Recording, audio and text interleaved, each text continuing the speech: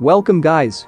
In this video, I will give you 20 cool tips and tricks that you need to know as a PUBG player.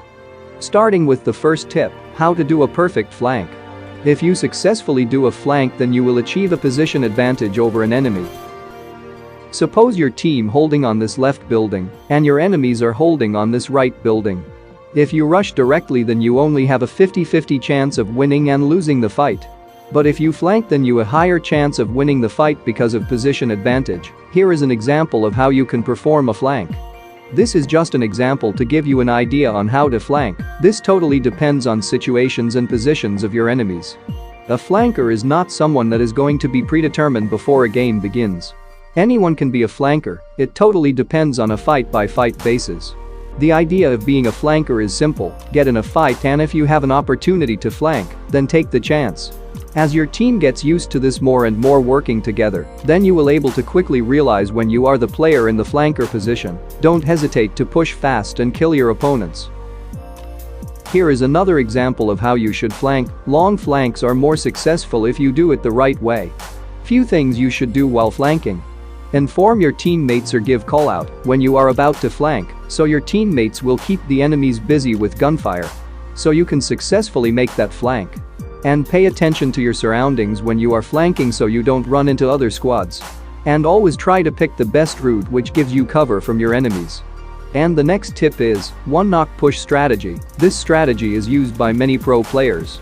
As soon as you knock one enemy, just push with your full squad because they have one man down. Their gunpower would be low, so you can take advantage of it. And this strategy is powerful in the close and mid-range, not effective in long ranges, but still, you could give a try, but the enemy will be revived.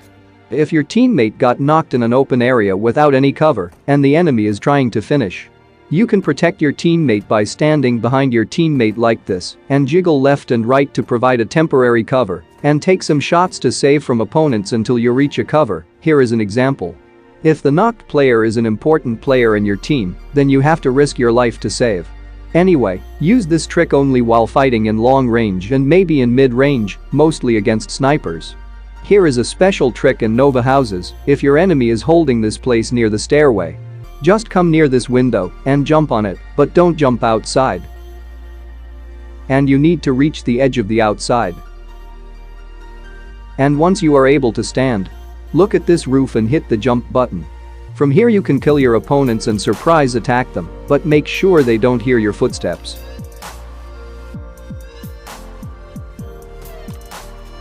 Tip number 5. Dead teammates are really useful. They can guide you to get chicken dinner. Especially in panic situations where your ability to spot the enemies is so low. In these situations they can be really helpful if they know how to give a perfect call out. Dead teammates can't go into a panic situation because they are already dead, so they can spot the player and think normally. Here is an example where I didn't spot the enemy, but my teammates did spot the enemy. In this type of situation, listen to your teammates' callouts and take the action really quickly. Enemies ahead!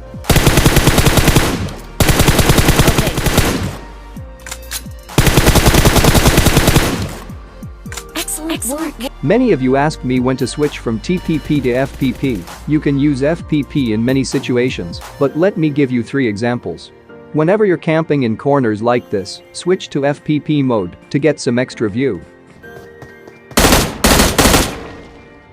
And while throwing grenades, smokes, you can switch to FPP to get an accurate position where your grenade is gonna land, and you will also get some extra view.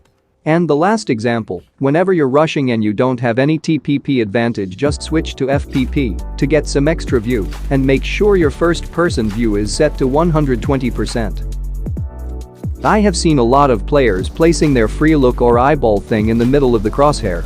And yes, of course, it does help you to aim better, but still, you need a lot of practice. So give it a try, place your free look in the middle of the screen and check if it helps you to aim better, and if it does, let me know in comments.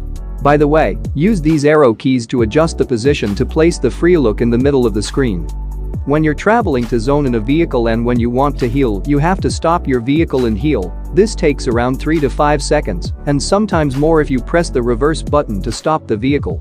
The best thing you can do is change your seat and start using first aid kit or any heals. This is the fastest way to stop the vehicle, and this will save few seconds. In TDM, if your enemy is camping behind this container, just come here and aim between these two trees and aim a little bit upwards. And cook the grenade until 3 seconds and throw. It will perfectly land on the container and bounce off and kill the enemies. Here is the view from the spectator mode.